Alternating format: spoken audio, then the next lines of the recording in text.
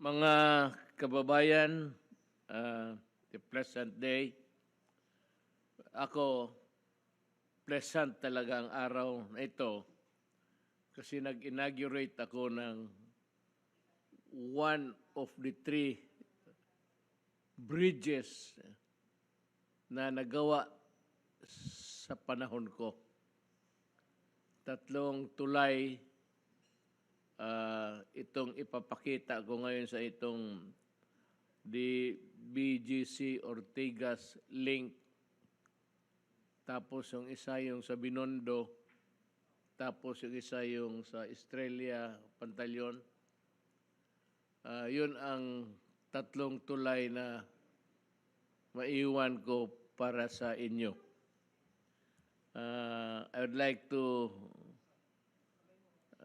show you the link that I inaugurated early this afternoon. Can we show the clip?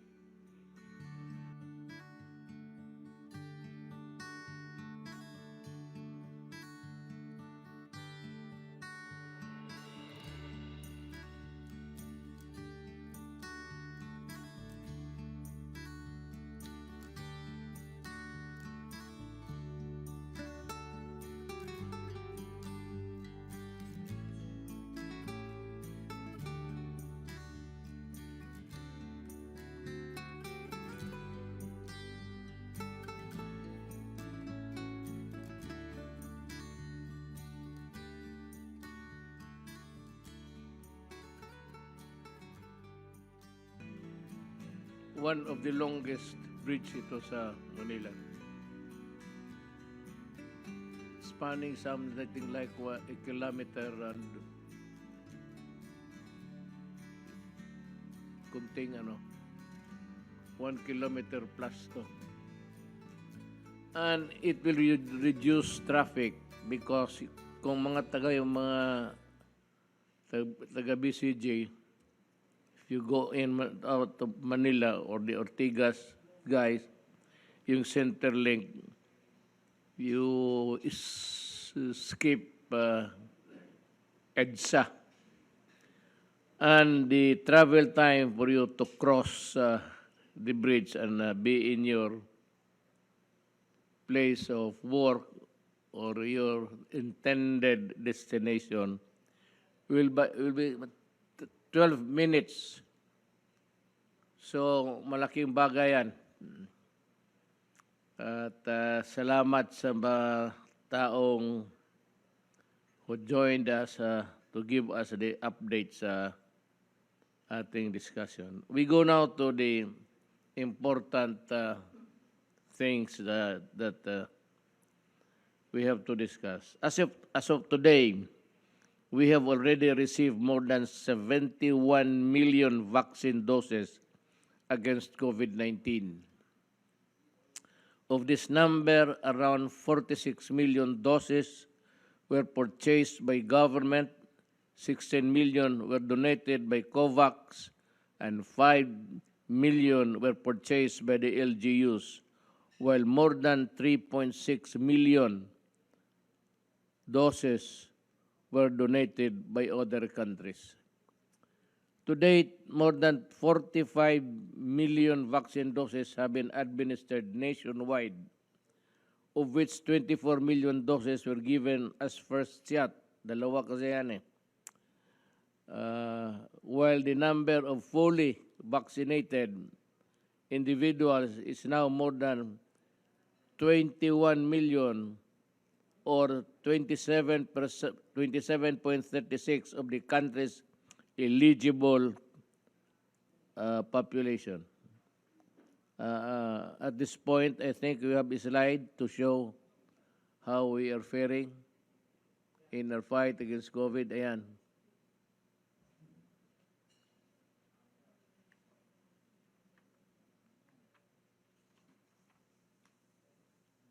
Okay.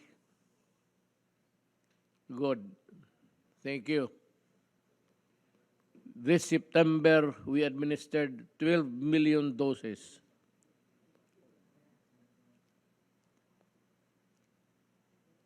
Hopefully, we can further improve this number in the following weeks and months as vaccine supplies are now arriving steadily, with October promising to be a strong month in terms of supply. The national government aims to administer 10 to 15 million doses by October and bring the total number of fully vaccinated individuals to about 25 to 26 million. Indeed, the administration of the first and second shots of the vaccines have steadily improved in many regions as well as key cities throughout the country. Thanks to the collaboration of our national government, our LGUs, local government units, as well as other partners and stakeholders. More than 7 million residents, or 72% of the NCR's target population, is now fully vaccinated, while almost 86% have received at least one shot of the COVID-19 vaccine. Meron pa na iwan na hindi pa na, ewan ko kung bakit, that they have to have their bakuna.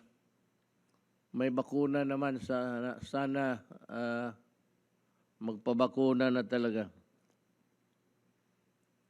Meanwhile, major cities in Luzon, Visayas, and Mindanao have breached the 35% mark in terms of fully vaccinated individuals, and several to have almost reached 50%.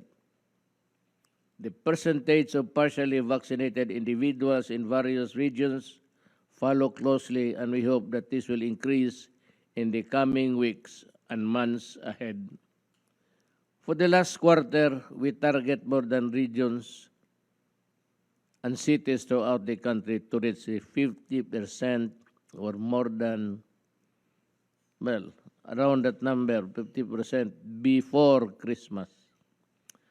Finally, I am very pleased to let you know that the IATF today acted on my recommendation to approve to open the vaccination program to the general population immediately, and also to begin the inoculation of our 12 to 17 years old children against COVID-19 as a pilot in key cities starting October 15. So meron na, punta ka na lang doon, wala nang tanong, basta sabihin mo lang na gusto mo pang 10 na shot, mamamatay ka niyan, sigurado yan. You know, there are people really who are not contented, or hindi sila kumpante sa second or third shot. But, you know, the medical experts, meron yung pangdagdag sa antibodies mo. If you really want a multiple vaccine, have yourself check yung ang population ng antibodies mo. Kaya kung mayroon, huwag mong sobrahan kasi masama. It is not good. Yung iba kasi nagpapaano sigurista.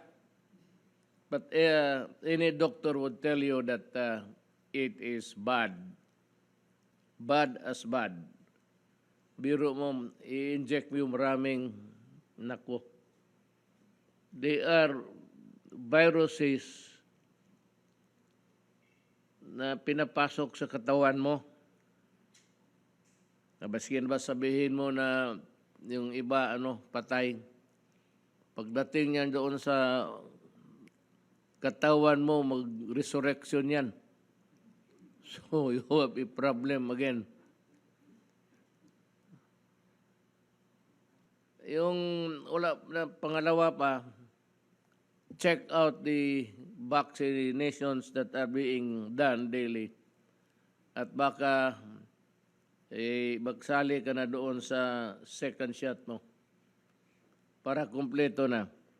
tama na yung dalawang doses. Huwag ninyong sobrahan. Delikado. At alam mo, when you do that in multiple, hindi ka magsabi ng totoo, you deprive your countrymen, the others na hindi pa, sa isang bakuna na maibigay doon sa kapwa mo tao. Ganon yan eh. Pag masyado kayo, mayroong iba, may second, third, fourth, fifth, hindi naman kailangan. And it does not add really to the full protection of your body. You can even get contaminated again. So, wag mong kunin lahat o yung style na sa Bisaya yan, ano bang sa dinaw, ano bang dinaw sa Tagalog? Gusto mong, basta lang akala mo, in your poor judgment, kailangan mo pa ng 3-4, when you do that, you deprive the others. Baski nasabihin mo 1-2. There are a lot of Filipinos who have yet to receive the vaccines. Kindly be, how do I do it? Kindly be so passionate about the whole thing. Kapwa mo tao. Meanwhile, many major cities in Luzon, Visayas, and Mindanao have breached the 35% mark in terms of fully vaccinated individuals and several to have almost reached 50%. The percentage of partially vaccinated individuals in various regions follow closely, and we hope that this will increase in the coming weeks and months ahead. May mga bakuna may dumating. Kasasabi lang ni Secretary Galvez o Secretary Duque na ang Amerika nagbigay bago 5 million. Ang bait ng Amerika. Baka pupunta ako doon. Just to thank the American government and the people. Ano bang itsura ng Amerika?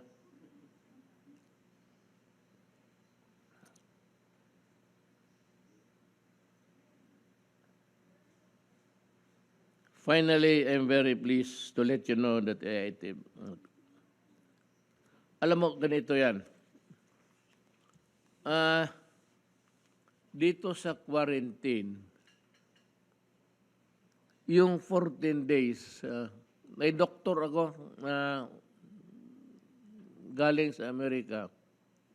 Kalalabas lang niya ngayon after spending 14 days. Masyadong malayo mo yan, sir. If you can talk to the task force, is it really demanded of the moment? I mean, is it really a compelling thing that you complete the 10-day detention? Kasi kung yung iba, earlier during when this thing COVID came in, they were talking about the incubation period of about 7 days lang. Pag pumasok sa katawan mo, at least 7 days lalabas talaga yan. I may be wrong. I may have misheard. Pero kung totoo yan, 7 days na lang. Para kasi kung magpasok yan, it will manifest katawan mo within 7 days. Could be on the 2nd, 3rd, 4th, 5th. Ganon yan. Talagang lalabas yan. Beyond that, medyo wala na. Yan ang sabi nila. Kung mapag-usapan natin si Secretary Duque pati si Sino pa. Baka yes, Secretary Anyo. Sir, pinag-uusapan na po sa IETF. In fact po, pinapinalas lang po namin to. Magiging 5 to 7 days na lang po yung quarantine period sa mga vaccinated po. Good, sir. Sa bagay, if it's really the incubation period of a germ entering your body, and it will manifest within 7 days, and beyond that, hindi na kasali yan, ibang sakit na yan. Well, I think that awa-awa naman yung mga naawa ako sa kababayan natin, ang mga OFW. Pati yung utang natin, kasi yung mga hotel na ginagamit natin, maganda. Manila Hotel, Diamond Hotel, hindi ito basta-basta. Kung gusto mo makatikim ng magandang hotel na gano'n, magpahawa ka lang. Mamili ka ng hotel gusto mo. O yung mga bata ka, hindi ka man dalawa kayo ng girlfriend mo magpahawa, ay mag-honeymoon ka na doon. Medyo may lagnat lang na kung konti, pero okay na. Now, dito tayo sa Blue Ribbon hearings. Actually, ganito. Ang gustong ipalabas talaga ni Gordon na may kickback ang mga opisyal. Kung hindi ako, sino ang gusto niya? And he's out really to find something which is not there. Alam mo, Senator Gordon, hindi naman kami masyado talagang mahirap sa buhay. Kontento na kami at yung kabinete ko sa kinikita nilang sweldo. Ikaw pinipilit mo lang kasi naghahanap ka na talaga kung meron bang kickback. Ay sabihin ko sa iyo, insofar as we are concerned here, wala po. Hindi namin sakit yan. At ako sabi ko, kung gusto kong mag-kickback, bakit hanggang patapos na ako? What's the point? I have been mayor for 23 years. Di inumpisahan ko na sana. Di may mansyon na sana ako kagaya ninyo. Ayan man ang totoo. Bakit ako magsikripisyo ng 23 years kung mayroon man talagang pera na makukuha mo? Di ba? Ngayon, ikaw, ang problema mo ganito. Sinabi mo, bakit ba ang Pangulo ay dipensahan ang mga sangkot sa anomalyang ito? Why does he lower his dignity? Bakit hindi magtanong ang Pangulo si Leon Silaw? Yun ganun lang yan. Pakunwari lang. But actually, kami ang tinatarget mo, si Duque, si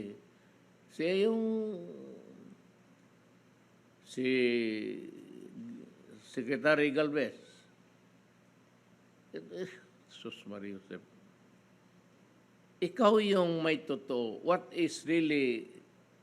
has come out in your investigation is that meron kang dinispalko na 86 million out of the 146 na hiniram ninyo, 86% ang kinuha mo, o 86 million.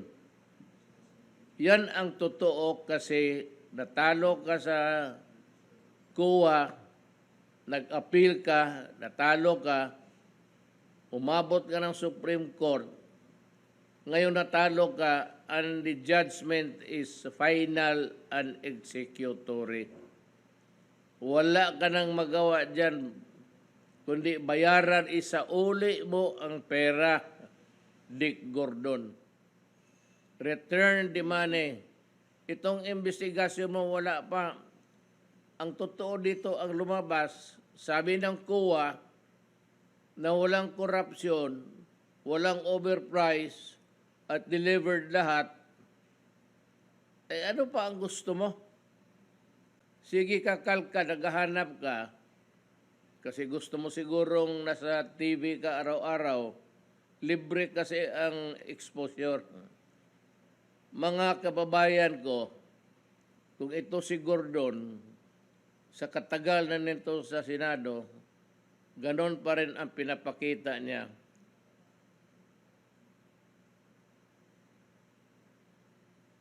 Tapunan ninyo yan. Maghanap kayo ng mga bagong senador.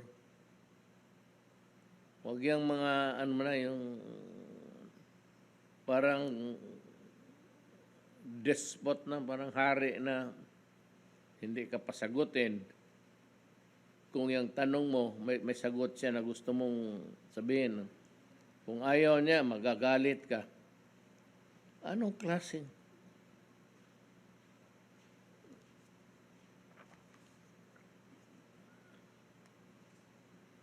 May, yung ano mo is,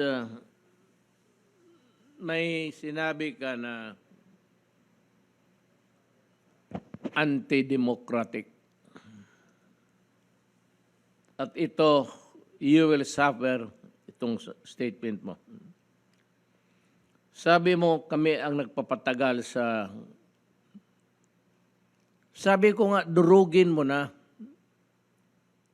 Parmalin o lahat yang ano diyan, wala kaming pakialam at hindi namin dinipinsahan. Kaya lang, every time you call, tinawag mo si Duque na naman, Secretary Duque kanina, hindi naman ninyo tinanong.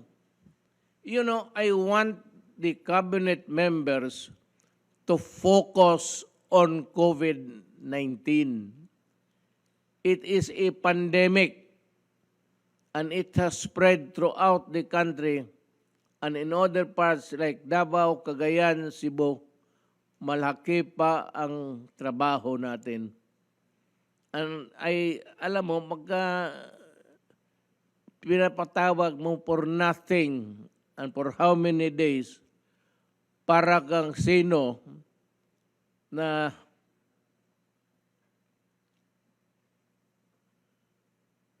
Sus Gordon, oy. Maluya man ako sa iyo. What are you? What's the... Wala ka mang nakuha hanggang ngayon. Walang corruption. Lumalabas to yung baho mo. Ikaw ang may kailangan ngayon. As a matter of fact, we will be filing a case against you for malversation. Not as a senator. Dinikit mo yung PDAF mo dyan sa red. Anak ng waiting ka. At gidrawing mo yung muka mo. Ang muka mo na dyan, lahat nakaplastar. That is a cheap propaganda. That is the Filipino people spends for that.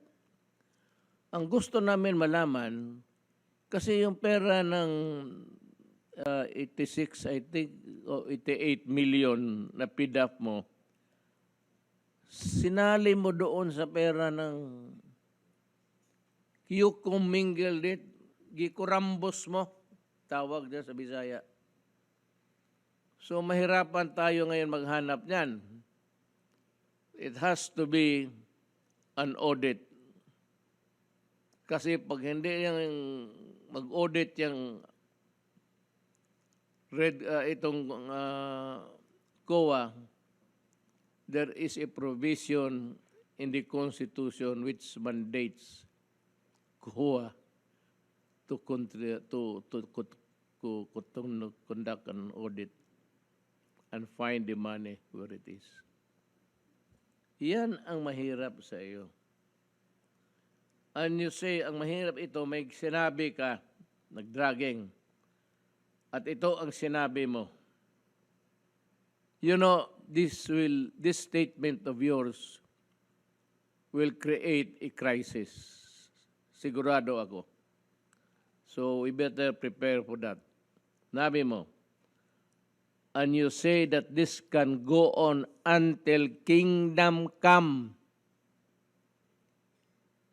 Ibig sabihin, at the end of the world, yun yung panahon na magbaba na si Kristo para sabihin kung sino yung magnanakaw, pati liars.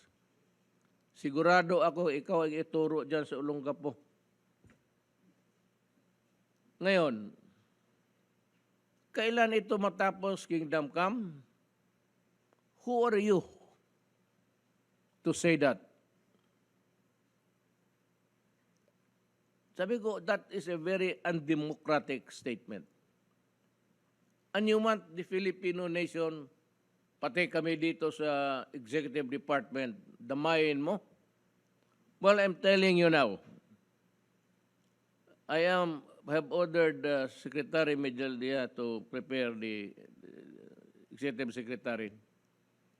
I will issue a memorandum na lahat ng nasa executive department will no longer obey your summons. Kasi kingdom come ka. Kailan mo matapos? Magsabi, basta kingdom come. Mahirap dito until kingdom come. You are overstepping your jurisdiction on this. There is an abuse of discretion already. This is not an acceptable statement in a democracy. We are run by laws and rules, and you cannot do that for you to wait for kingdom come. This is what we have found so far. Some people equivocate. Some people try to skirt the questions that are being asked, and rather haltingly or hide behind the mask of confusion when the questions are clear. In the meantime, we go along with our hearing, and this is the 10th hearing practically, and we will go on to kingdom come until we go, because we are still practically in the beginning, and we're still on formally, and there's a lot more to be dug. Alam mo, dalawa lang kayo nagsabi niyan ng kingdom come. Si Jesu Kristo pati ikaw. Na-realize mo ba yan? Kingdom come. That's one of the statement of Jesus Christ when He was here with us. Dito in the planeta. Pati ikaw. So you are playing God.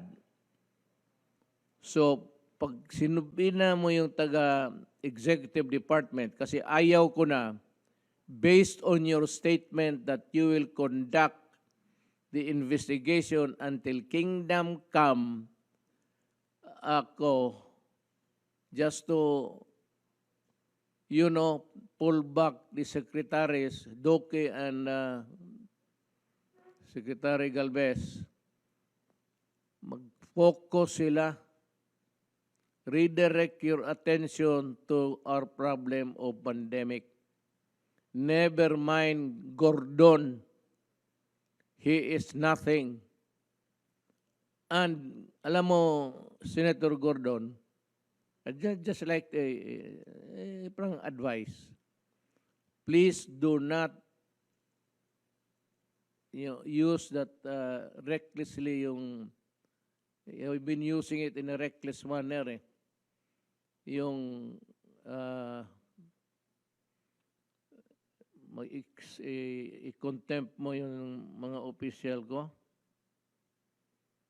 You know, the procedure there is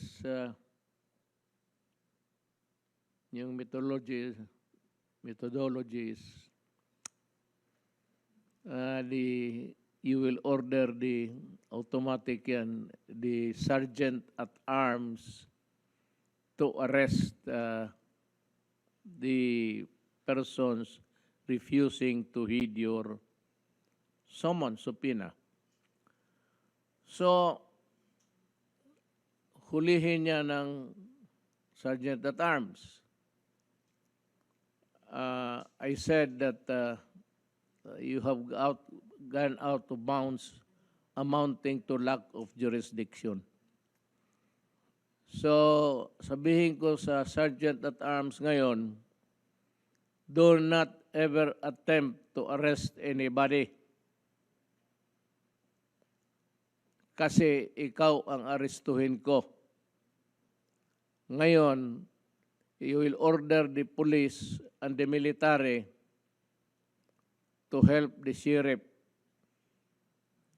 Ako naman as Commander-in-Chief of all uniformed personnel of government, I am ordering the police and the military and everybody to stay out of this trouble.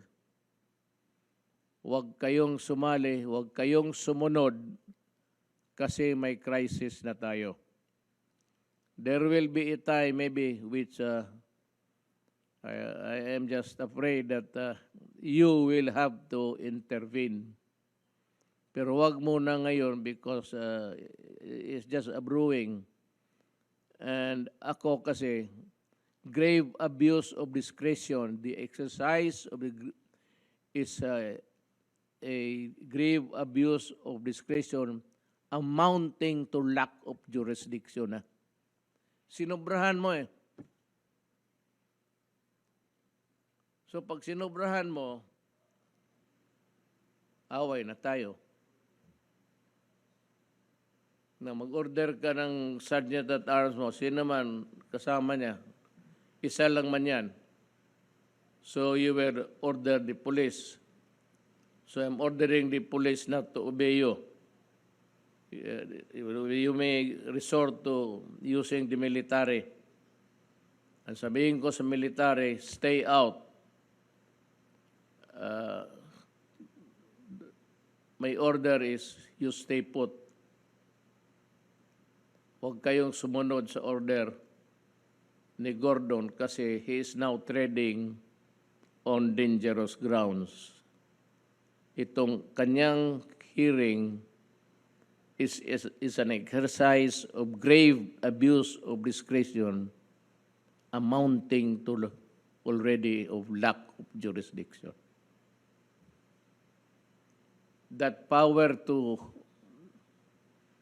compel people to be there does not include abuse, does not include despotic ways, does not include like making a very reckless but deliberate statement, which is an affront to the Constitution when you say, I will conduct the investigation until kingdom come. Tanungin kita ngayon, sino ka? Na kayong mga senador, you might be offended by my words now. Yung kasama ninyo, sabihan ninyo. Pag hindi rin kayo makaprangka, gusto ninyong sumali sa rumble, di mag-rumble tayo. Then I said there will be a constitutional crisis. So I'm ordering the military and the police to, as their commander-in-chief. May crisis na tayo. Ikaw ang bahala. Wala na marami sanang points dito na sa iyo. Harry Roque is now with us, and he can give us the finer points of law about your behavior dyan sa Senate. Harry, you can have the floor. Magandang gabi, Mayor, at magandang gabi po sa lahat ng ating mga kababayan. Unang-una po, no, tama po ang mga sinabi ninyo. Isa po sa bagong probisyon ng ating saligang batas ay yung tinatawag na certiorari power ng ating hukuman. May mga political questions po tayo at ito po yung mga questions na sangayon sa saligang batas ay kinakailangan marisolbahan ng iba't ibang mga sangay ng gobyerno. No? Pero kapag nagkaroon po ng grave abuse of discretion, pag nagkaroon ng capriciousness, pag nagkaroon ng wantonness, yan po ay po pwedeng mapawalang bisa. Dahil bagamat meron po tayong kanya-kanyang mga puder sa iba't ibang sangay ng gobyerno, dapat po ito ay ginagawa natin in good faith and it must be done within the bounds of jurisdiction. So, tama po ang sinasabi ninyo, no? Bagamat may kapangyarihan pong Senado na mag-conduct ng investigations in aid of legislation, isa po siyempre sa limitasyon is that it must be in aid of legislation, bagamat we concede that because of the plenary power of Congress, it is Congress ultimately that will decide what is in aid of legislation. Pero ang exception po dyan is if they act with grave abuse of discretion amounting to lack of jurisdiction. At sa tingin ko po, yung sinabi ni Senator Gordon that he will conduct the hearing till kingdom come, knowing na ang mga nagpa-participate po sa hearing ay ang mga kaparehong mga kalihim na in charge po sa COVID response ng ating bansa. Ang DOH Secretary, ang Vaccine SAR, ang Testing SAR, ayan po ay tantamount already to grave abuse of discretion. Hindi naman po pwede na bilang presidente na kapag na ang inyong katungkulan ay pagpapatupad ng batas, hindi po pwede magkaroon ng paralysis sa sangay ng gobyerno na nagbibigay serbisyo sa panahon ng COVID. Ang IATF po pinamumunuan ng Secretary ng Department of Health. Yung ating solution po sa pandemya ng mga bakuna, pinamumunuan po ni Secretary Galvez at siyempre po yung importanteng gawain pagdating po sa ating PDITR, sa detection ng testing, ay pinamumunuan po ni Secretary Vince Dizon. Kung ang mga kalihim pong ito ay araw-araw na lang, mula alas 8 hanggang alas 5 ng hapon, ay humaharap sa Kongreso, till kingdom come, magkakaroon po ito ng epekto, magkakaroon po ng paralysis, yung abilidad ng ating gobyerno na bigyan ng katugunan ang problema ng COVID-19 pandemic. So in my humble opinion po, it is already tantamount to grave abuse of discretion. It no longer is in aid of election. It is a witch hunt. It is a persecution. It is in aid of election. At meron po kayong katungkulan na panindigan na po ang saligang batas at katungkulang bilang isang presidente na nag-eeksersisyo ng inherent police power of the state to take such steps that will promote, among others, public health. Yun lang po ang aking humble opinion at sa tingin ko po, tama po, there is a constitutional crisis dahil inutusan niyo po ang mga kapulisan na magsumunod sa contempt powers ng Senado, pero the Constitution po is written in a way na there should be auto limitations in the way the powers of the three branches of government are exercised. And where there is grave abuse of discretion, that auto limitation will result in an equilibrium. And I believe, Mr. President, that although this might be the beginning of a constitutional crisis, it will resolve itself because the Senate will ultimately realize that they do not have the police power to enforce even their contempt powers if and when they act in a manner that is capricious and bereft of legitimacy. Yun po ang aking humble submission. Magandang gabi po, Mayor, Mr. President. Salamat, Secretary Roque. Tama ka talaga on all fours. I agree with you. You articulated my sentiments. I was not really able to give it the way that you're doing kasi batas na at pinag-aralan mo and you are a constitutionalist, professor ka ng Constitution. Alam mo talaga lahat. And besides, yung maski na ordinary lawyer or ordinary person, pag sinubrahan mo yung power mo, then there is a grave abuse of discretion. Then pagka ganon, it would go out to something like in excess of or lack of jurisdiction na. Kaya ako, I will protect the people of the Republic of the Philippines by calling all the secretaries involved in the fight against COVID to stay focused. Kung pinapatawag nila yan, may mga decisions sa araw-araw, ilan, they have to make critical and crucial decisions. And if they spend most of their time, pinapatawag doon, parang boy, paupuin mo lang, medyo malabo yan, Dick. Ano talaga, yung very appropriate yung pangalan mo. Dick, how is your health?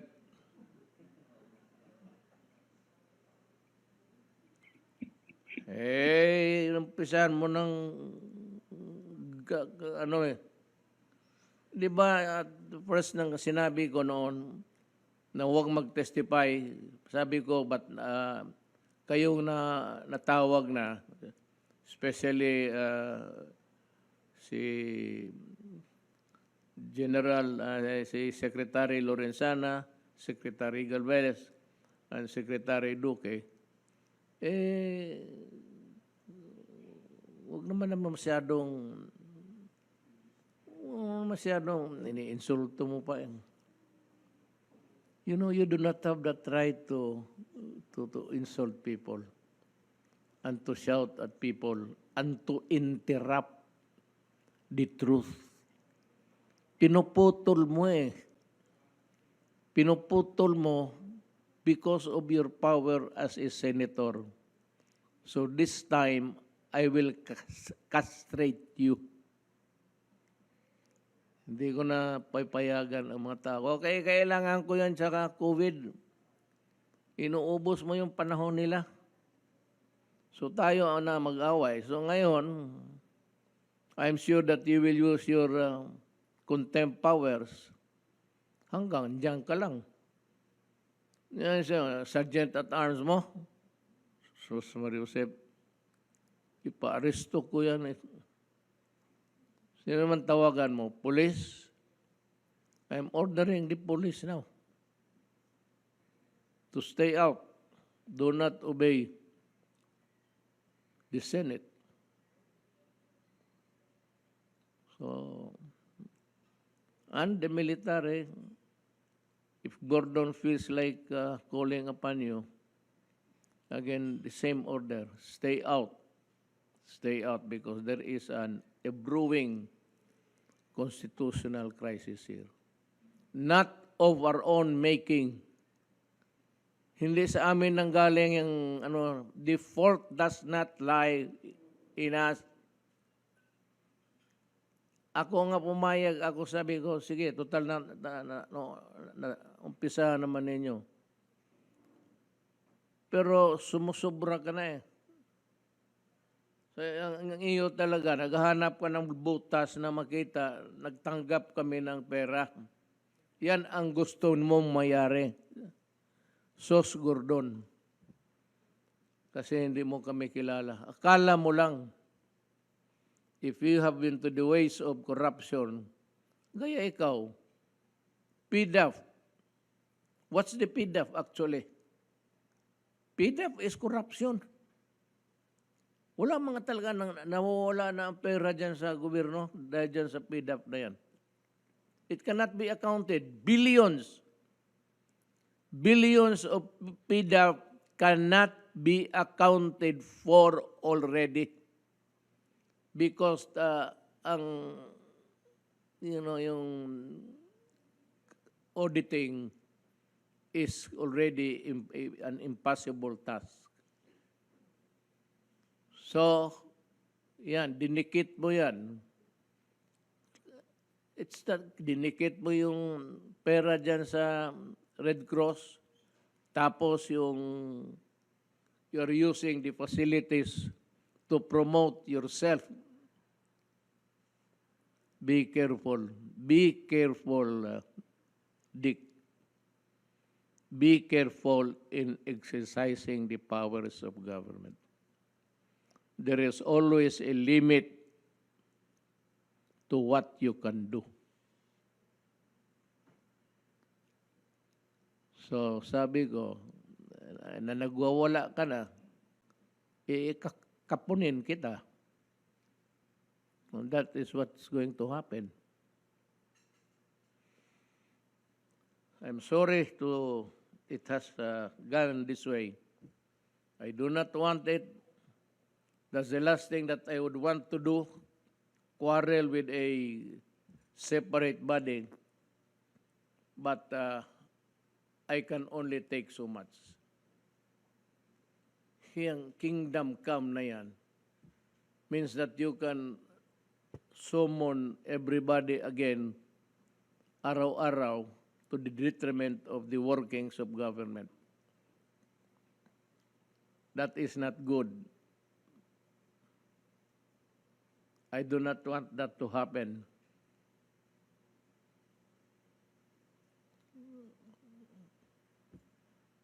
But gagawain ko talaga. So yung ito, Dick, yung positive, yung false positive ng RT-PCR test conducted by PRC, I have learned that out of the PSG personnel, whereby 187 out of 213 tested positive in the PCR Manila laboratory, yet tested negative in their confirmatory test. If you have 187 positives in the PSG, it would mean that 3 or 4 personnel or individual that you need also to put to test or put in quarantine as contact traced individuals.